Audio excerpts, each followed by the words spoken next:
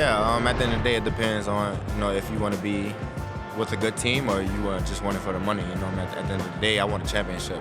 I want to get a Super Bowl, and as all greats say, that's what they all want too. You're willing, like it sounds like, to make a little sacrifice for the team. Like I know you want to maximize money. I hear you. Yeah, right. Yeah, definitely. I want. But you're not willing to I can, but I don't want. You don't want to ruin the team over every last dollar.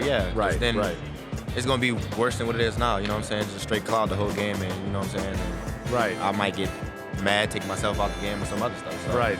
I got to keep pieces around. That's how good teams stay good.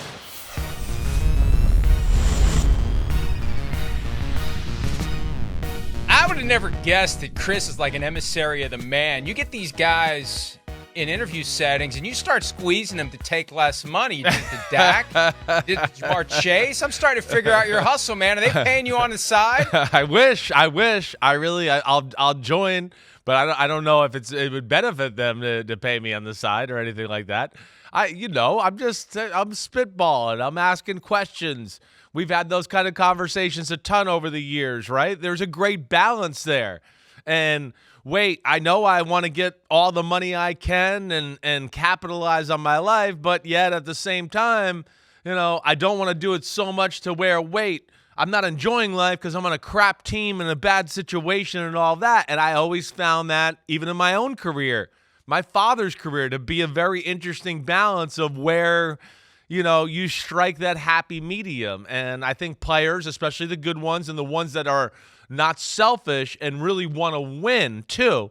And I don't mean be selfish just because you want money, but you know what I'm trying to say. Just want to win and be a part of that. I think it's a real struggle within that person's brain and their soul of competitiveness to figure that out a little bit. Most of your father's career was played at a time there was no salary cap, so they could collude and refuse to pay the players. Yeah. So back then, it was easy. Hey, I want mine. Give me mine. The problem is there was no alternative. So in comes free agency, true free agency, with the major asterisk of franchise tag, which harms players far more than anyone realized it would have. It depresses the market. It holds it down. It keeps the best of the best from getting the kind of money they could by going to the open market. But that salary cap is the thing that allows the owners cover to do what they used to do. They used to just be cheap. Not all of them. They were concerned that a Jerry Jones or a Daniel Snyder would potentially blow the curve and spend enough to eat into their profit margin. Like any of them were going to go broke. They didn't want to have their profit margin eaten into by having to keep up with the teams that were paying a higher rate to players. So the salary cap gives them that cover. For some of them, the salary floor was a challenge. I remember back in the days when there were teams that had to hustle to spend to keep up with the minimum, that you take away a cap, you take away a floor, and some of the teams are saying, fine, we'll just draft a bunch of cheap young guys and go out there and do our best. Doesn't matter because we're still making a ton of money. So my position has always been, I'm on the Peyton Manning end of the spectrum. It's my job to get paid. It's your job to manage the salary cap. You do your job, I'll do my job. I want mine, you get yours. We put a team on the field, and off we go. Because all these owners are making profit. All these owners are doing fine. All these teams don't need a bake sale. They want one. They want free money if they can get it. Good luck with that in today's climate. But I'm for the guys who have no equity and who have limited shots at the apple of getting every last dollar they can, because I'm a firm believer there's more out there than what these guys get. Well, I mean, we know exactly what's out there, right? There can always be finagled, but we have a salary cap. We know exactly what's out there. So it's not necessarily I'm looking at it like owner versus player so much in this type of conversation. That's where, again, I'm not against the player capitalizing. I just find it always very interesting to find that harmony, that balance there. Right? I mean, that's what I'm really alluding to. I'm not trying to take money away. Now, I could use that argument and go, well, that's why Peyton's got 2 and Tom's got 7, and we can get into that a little bit.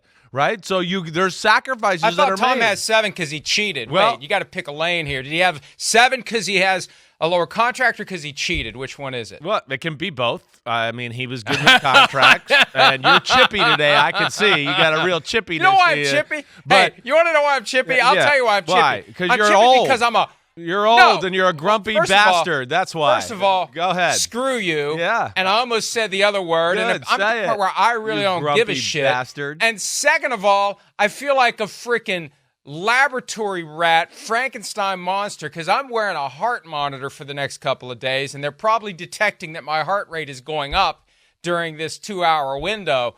But I had to go to the hospital yesterday to get fitted for this device that I have on my chest that I wear for 72 hours so they can confirm that I have the thing I talked about last Friday.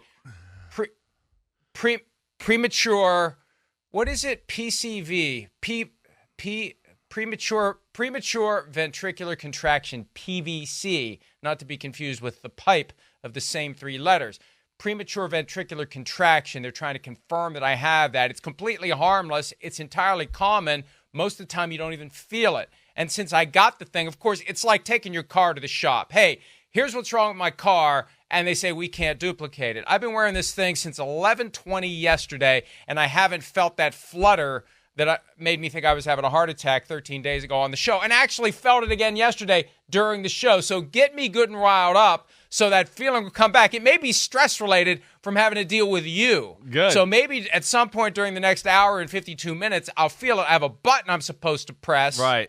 It's just like a little circle with 2 adhesive strips that have electrodes in them. That's all it is. But I can't take a shower for at least 24 hours. I had to wash my hair in the sink. Are you kidding me? I feel like the Seinfeld episode where they had the low-flow shower heads. Like I couldn't get my hair to look like it normally does. So I've been washing the hair in the sink in the laundry room like some kind of schmuck. That was my only option for today because I can't get this thing wet. Couldn't work out. Can't sweat. So I can't wait to get this damn thing off of me. Well, good. I'm glad. That's why I'm chippy. We're okay. Good. You're chippy, and so I don't feel bad for you because you're acting like a jerk. And second off, I mean, we're glad to hear you had a heart. It was debatable. We weren't sure, but you got one. So That's funny. We're happy. That's we'll funny. go there. I have one. The question is, does it work right? Yeah, I know. And again, I choose to be transparent with this because, folks, if you have any issue whatsoever, if you don't feel right, just go to the doctor. I'm complaining about this, but this is really simple. I'd show it to you, but I don't want to, shock anyone with my extreme white chest, especially since it had to be shaved so they could put this thing on it. But it's a simple little device. It's a simple diagnostic tool. If you're having any issue, they can get you taken care of. Modern medicine does wonderful things, other than it becomes a pain in your ass for 3 days because you have to wear this and you have to wash your hair in the sink. Other than that, it's not that big of a deal. But yes, I'm a little saltier than I usually am. Okay, all right. Well, glad you got that off your chest, literally there, all right? I wonder if, let's go Aaron Rodgers with this, I wonder if this thing is like controlling me in some way, like if the government uses these things to control people. I hadn't thought about that, but, trust no one, challenge everything. Maybe this is some kind of a thing that actually like sends electrical impulses into your body and causes you to think certain things and causes you to believe what they want you to believe. I don't know. I'm just asking. I don't know. I need to do my own research. All right. I don't know where to go with any of that, okay? I don't know where to go. Let's get back to the subject matter here, okay? All right. I'm not against players getting their money. But, right, I do think there's a balance there. And even for you, right, let's throw you in there. Okay, I mean, I know, let's just say, what's the number where you would balance of like, wait, I'll take that a little off the top to make sure the team is still good. I mean, you're a big-time receiver in the NFL, let's say, right? Oh, I thought you were talking for my own situation. Well, my own situation is F you pay me. I've seen the Comcast balance sheets. They're publicly traded. F you pay me. Oh, you had a fire? F you pay me. Oh, business is bad? Wait, business is great. F you pay me. I'm kidding. Corporate overlords. I'm just trying to have fun and entertain our audience. I really don't mean any of that. Please don't fire me. Damn, yeah, you're on fire. Well, but what's that spot, right? I mean, again, there's been plenty of evidence of the quarterback that maybe is, maximizing totally, and they don't feel like they can build the team totally around him. And then we have other instances where, the quarterback takes a little less, and of course the team is really good. And the guy that was currently winning the Super Bowls, not the guy Tom Brady that I just talked about, but Mahomes, he's at that point right now a little bit, like, where his salary is. So I'm just saying there's a balance for players as far as that greatness, the Hall of Fame. the Super Bowls, which you are going to make some money up if you're a part of those successful teams and doing stuff like that, let alone you're going to enjoy your life. You're going to go down in the pantheon of the greats of the sport, right? There's value in that. And I think there is value to guys like Jamar Chase, where he might go, wait, I want $35 million a year, but maybe I'll take $32 million a year, and we keep this right tackle and T. Higgins no way 32 for maybe no. not that much. I'm just saying, I'm throwing a number out. Let me throw out a couple of different concerns I have. First of all, the salary cap keeps going up and up and up. Business is booming. The ends are meeting like a mother effer, as Eddie Murphy once said. You don't have to worry about whether or not there's going to be enough money, and that creates one of the reasons I push back on you about this, the fans are already aligned with the owners. They're aligned with the laundry, and the players are the ones who come off being perceived as greedy while the owners slink away and climb onto their 350-foot yacht that is bought and paid for by all the profits they're making from owning a football team. So I'm a firm believer in letting it be settled in the arena. You go into the negotiating room and you say, I want mine. I want it all. What do you want? I want everything. Let's negotiate this to a fair conclusion. Don't negotiate against yourself. Don't go in there wanting anything less than everything. Here's where the market is, and here's where the market's going to go, and here's where the salary cap's going to go, and here's all the money that keeps dumping into the NFL's total coffers. An extra $150 million this year. They took 2 games away from CBS and Fox and put them on Christmas, and they sold them to Netflix for $150 million. The money is falling out of the sky. The players should push for every penny they can get because they have no equity and the owners have 100% equity.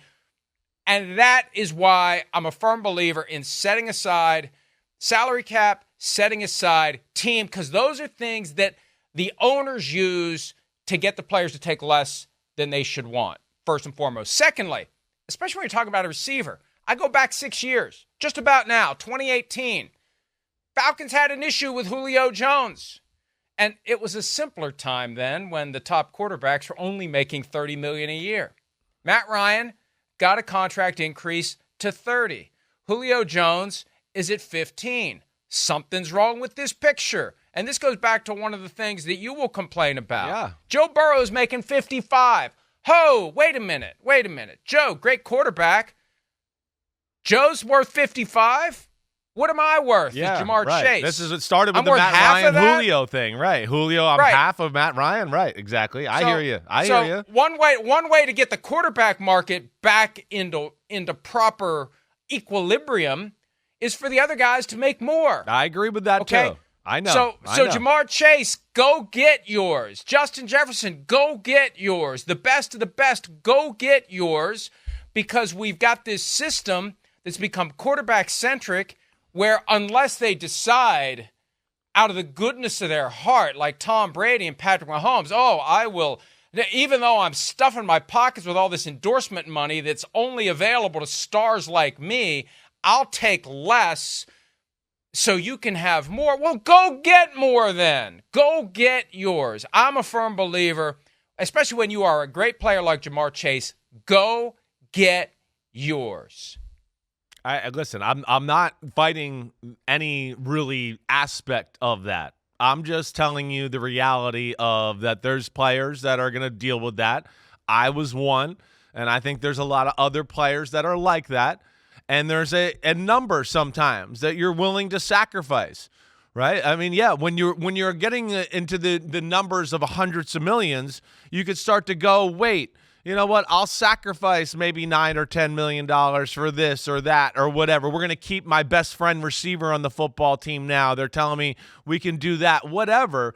Those I can make new friends. Those are real. Well, it doesn't matter. Friends. Well, you don't have a heart. They're checking right now, and a lot of guys do. All the things. So, but Chris, these are all the things that the folks who are cramming the cash into their pockets are using. Don't make it easier for them. We should not make it easier for them. You're making it easier for them. I'm telling you, those are thoughts that go through players' heads. I'm telling you that goes through. The greatest of all time, the guy who we just threw a thing for. They need to be programmed by a heart monitor. So I'm just saying, there is something there and that's where I was asking you what that balance would be for you. I was just trying to have fun. The balance is, right. I know, but this is a good conversation because this is the fundamental problem in the sport.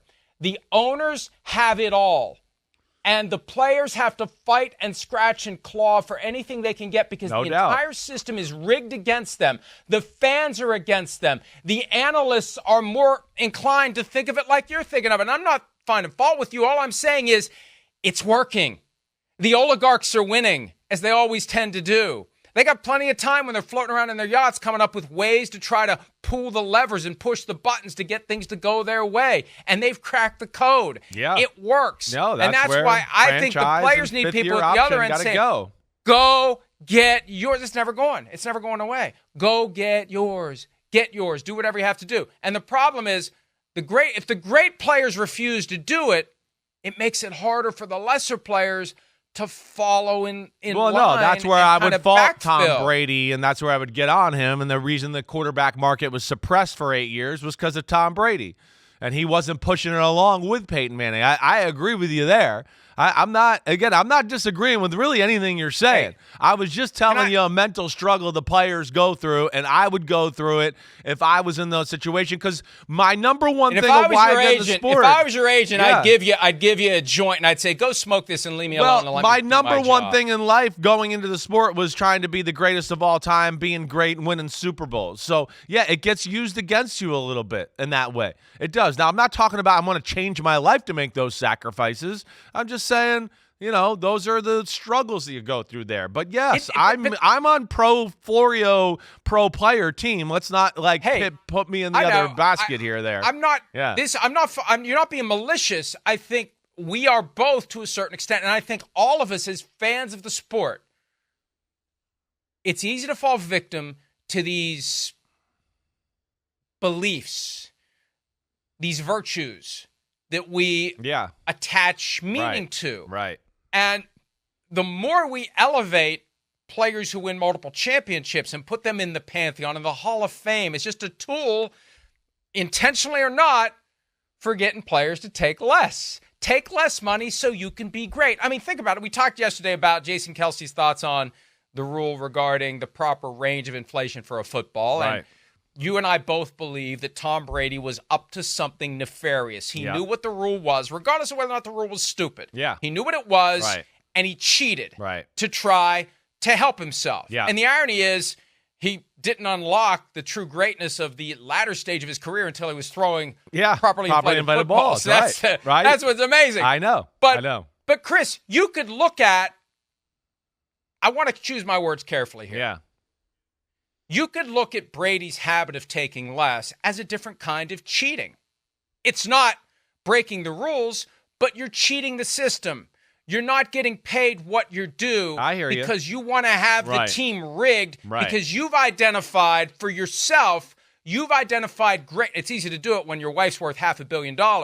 You've identified for yourself that your greatness isn't how much money you make. Right. Your greatness is how many rings you can flash around. We've all seen the gif of him flashing his rings, and look at me, I got the rings. Right. That's what he's told himself his greatness comes from. Yes. So I'm going to rig if I can't rig the system, or I'll rig the system any way I can, and one of the ways I'll rig the system is I'll take less money. Yeah. I'll do that. Well, yeah. Because I want rings. You're right. And that's where I think there was a faction of quarterbacks at the time that were mad at Tom Brady.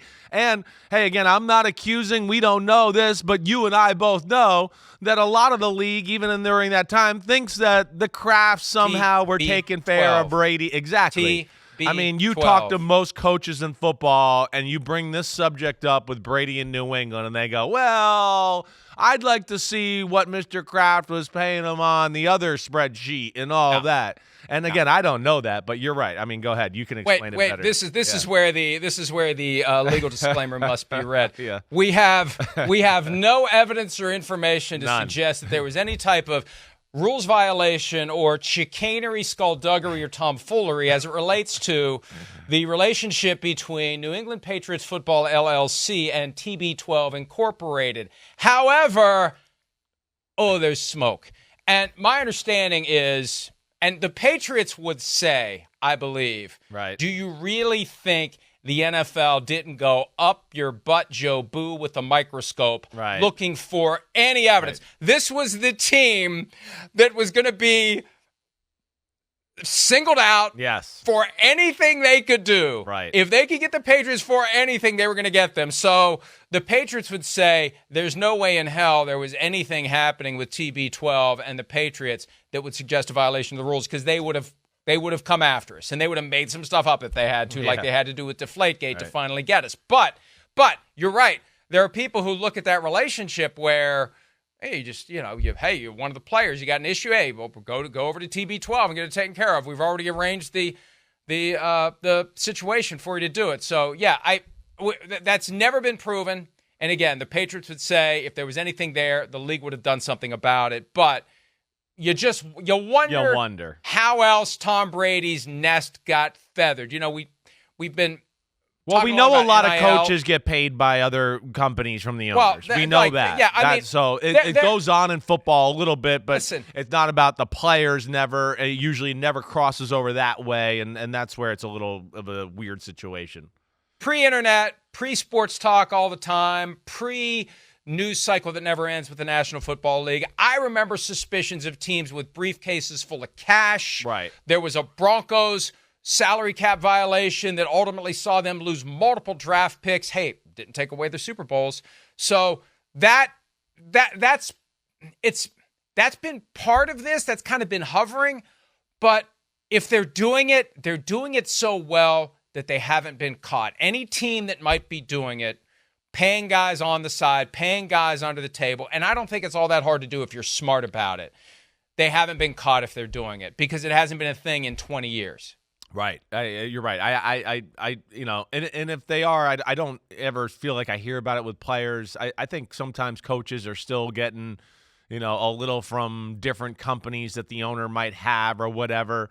But yeah, I think it was more of a tool back in the old days, right? There used to be, even rumors back in the old days about John Elway and Dan Marino with the owners that Elway was the focal point of the thing that got the Broncos eventually That's what I in trouble. thought, right? It was something there, right? I couldn't remember the exact details. So that's always been going on. But either way, a good conversation, good way to start the day.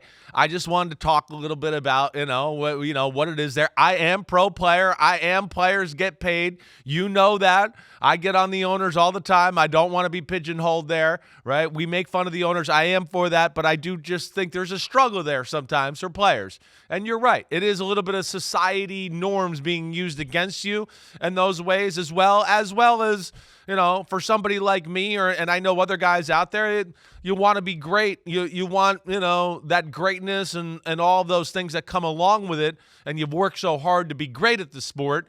You want those awards and recognition and that stuff, along with the pay. And if you can get some of that recognition, I just want money. I just want money. I Screw hear the you. recognition. I hear you. I just want money. Hey, I hear you. What's a plaque? I got a plaque on the wall. You're gonna like this story. So, my dad, of course, he's got a Super Bowl ring and an MVP and all of that. And we were sitting around. I'm gonna say it was like 2 or 3 years ago. And maybe it was a little more than that. And I don't know what was going. We were talking about quarterbacks, and we were kind of getting on salaries and old salaries, and we were talking about Dan Marino. And he looked at it, and we kind of got into it. And somebody went, "Well, yeah, Dan's got no rings though." And my dad looked up and he went, "Man, my rings. I'd take Dan's money any day." So, good morning, everybody. But Good to morning. your point, Hello, London. Hello, London. But to your point, wonder why they you're don't right. air the show You get anymore. older, and he's like, "Damn, the hell with the damn rings. I'll take all that Dan Marino money. That's what I want." Isotoners, baby. In lieu of slipping a ring on your finger, we put on the isotoner gloves, and Dan got paid. And look, I mean, we all are motivated by different things. We all have to make our decisions about the things that are important for us. Money helps take care of your family. Money, if you grew up, as I did, in a household where you heard the conversations on a semi-regular basis about how this bill is going to be paid and how that bill is going to be paid, you have different motivations about what you're going to do when you grow up. I hear For you. me, the ultimate motivation has always been, I never want to have to worry about getting bills paid. Ever. That's a horrible feeling when you're 8 years old and they're doing their best to shield you from it. But when you're a kid and you got eyes and ears, you hear things. It's impossible to keep a kid completely walled off from the household concerns, like, are we going to have a household? So not that was all the time, but it was enough that it imprinted on me an idea. I don't care about any of that other stuff. Yeah. I don't care. Plaques don't pay bills. Trophies don't pay bills. External recognition to me means jack diddly shit.